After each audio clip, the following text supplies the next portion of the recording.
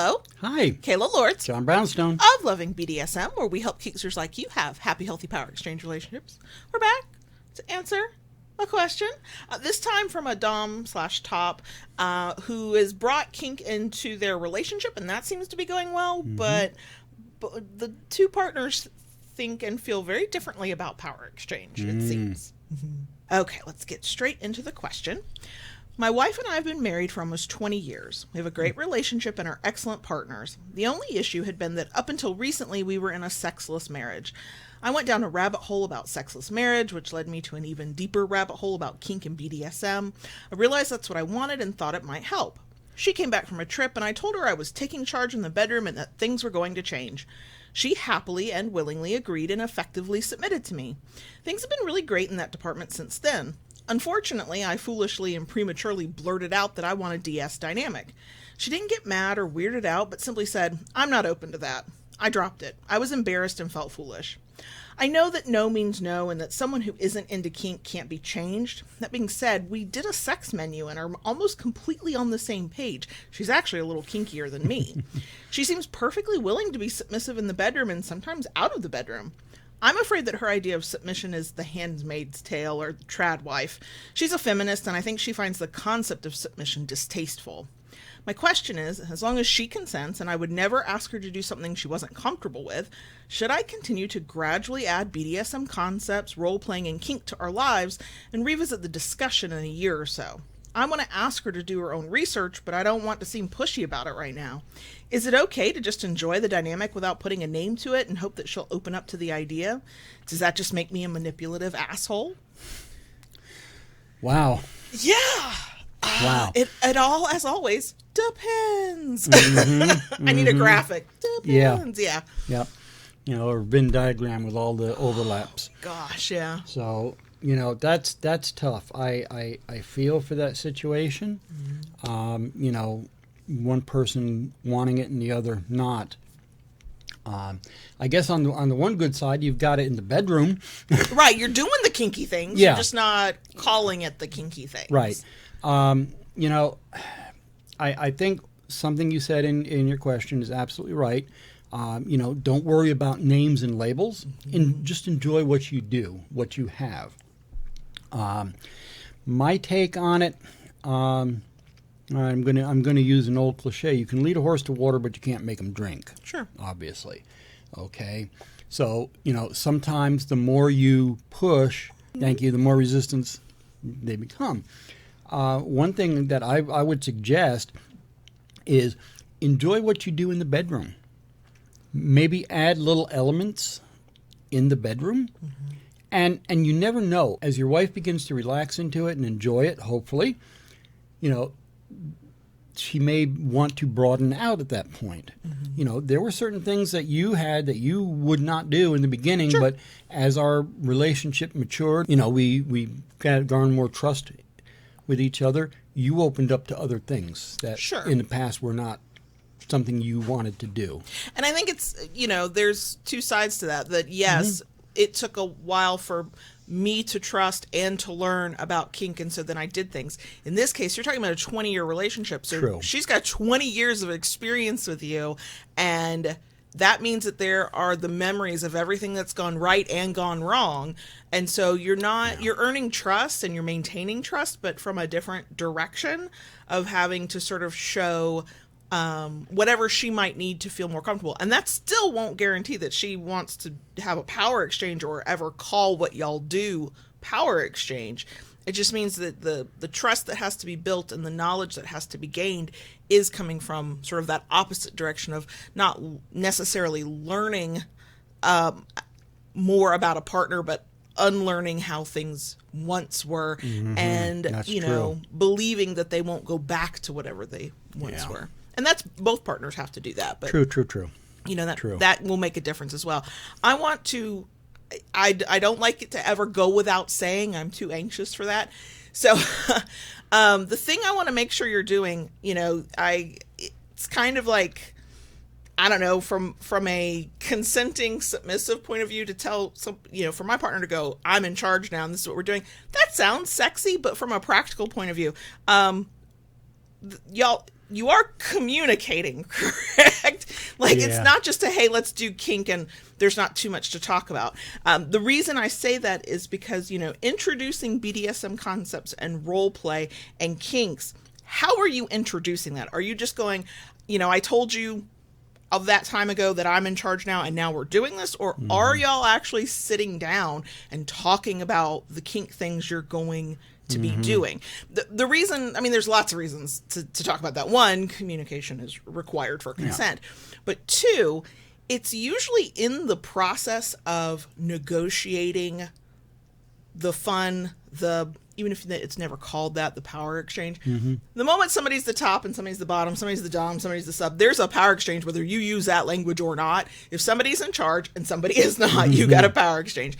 You just don't have to call it that. But it's part of it is in the process of figuring out what you're going to do together, and your wife figuring out her role in part and you figuring out yours, and that connection that is forged in the communication, that is also where trust can grow, and the willingness to try new things, to rethink old concepts.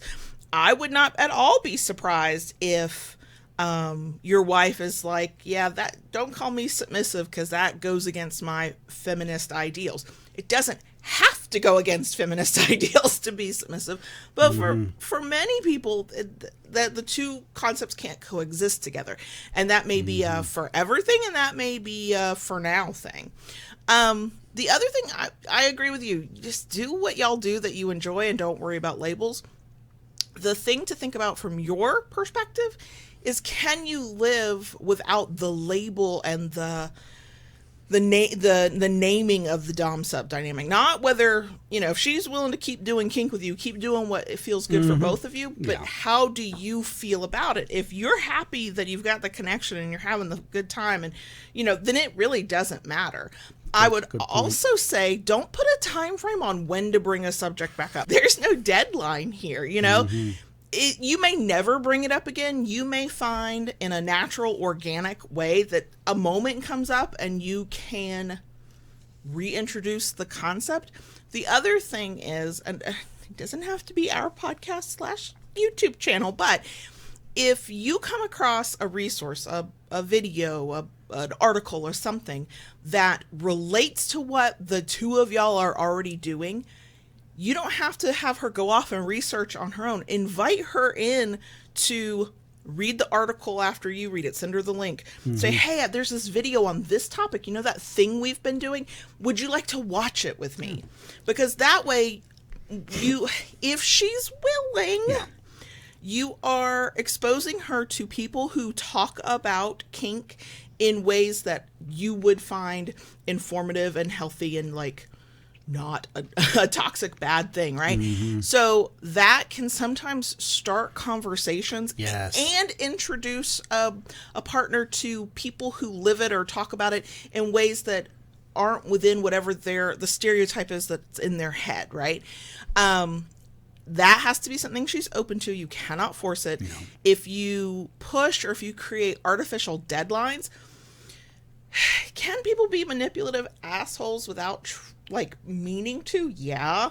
If you're more concerned about getting exactly what you want to the letter, the way you envision it, than enjoying this thing naturally and organically with your partner, then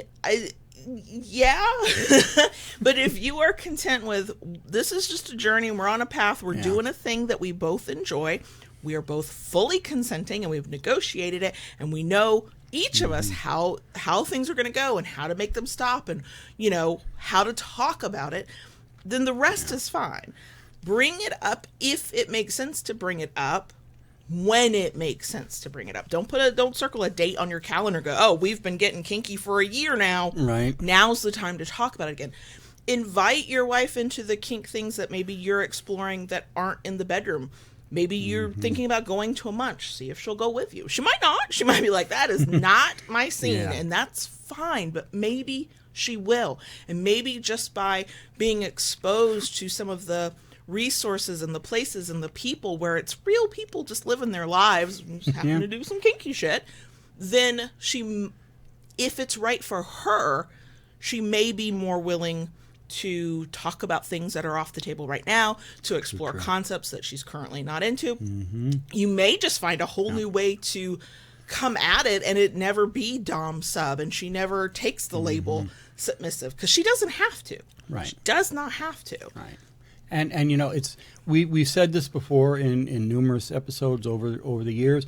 You know, it's kind of how you approach it with her too. You know, kind of going up and saying, "Hey, I found this. Let's do this." You know, nope. You know, you want to go and say, "Hey, you know, I heard about this thing. It sounds interesting. You want to check it out with me and, you know, learn about it and see what it is?" Right. You know, and that sometimes is a little easier way to break that ice. And yet, at the end of the day, whatever she ultimately decides this month, this year, next year, in a decade, that's her right to do, and only you can decide, is that enough for you? You know, if everything was good except the sex was lacking prior to kink, which is not an uncommon thing that people who transition from a vanilla relationship to a kinky one say. They're like, everything was great, we were compatible, but man, in the bedroom it just wasn't right. And then they find what's right for them. If you're both happy with what you're doing, and you know that it might have greater meaning, or that some of these things have terms for them, you know, you get to decide if you need it to be deeper than it is, or if it's deep enough for you. You know what I mean? Like, you know who you are in what you're doing. You know who your wife is to you. You decide if it's enough that she never embraces that part. And it's a very good chance that might be enough. 20 years together and you're having a good time now. I don't know that I would overthink it so much about trying to, like, get her to go, yes, I am your submissive. Even though she might get there on her own eventually, I don't think that needs to be the focus. That's true. I mean, you know, listen, you say that. You are in, you know, a lot better place than many other people. You know, many people have brought up going into a kink and BDSM and different things like that to their partner, and their partner wants absolutely nothing to do with it. Period. Done. End of you know, sentence. And your wife is at least willing to do it in the bedroom. So, you know, you kind of got to look at the right. And he even says a little bit outside the bedroom. That little bit within her comfort level can be expanded upon. You just might need to stay away from the labels. If the labels are the thing that's the turnoff, then don't use the labels. You know, think about yourself however you want to. Just respect her need to just do the thing. One way to think about it, and this might be the two of y'all. Some people, I know I'm this way, and JB is this way. Kink is who we are. It's part of our identity. We live a kink lifestyle, and that's one way of approaching kink and power exchange. You might be like that, where it's an internal thing to who you are. Other people do kink. They can take it or leave it. They might know that they really enjoy sex and intimacy better when there's kink, but they don't attach meaning to their identity with it. And that is okay. Both ways are valid. And then some conglomeration, you know, mysterious third thing that I don't know is also okay. So it is entirely possible that that's what you're dealing with. You are inherently kinky. That is who you are. And your wife is willing to do kink, but not embrace the role and claim that as who she is. And that could be just a right now thing, and that could be a forever thing. People change and adjust and learn new things all the time. Just, you know, be happy for the good that you've got right now and keep it moving forward in a healthy, consensual way with plenty of communication.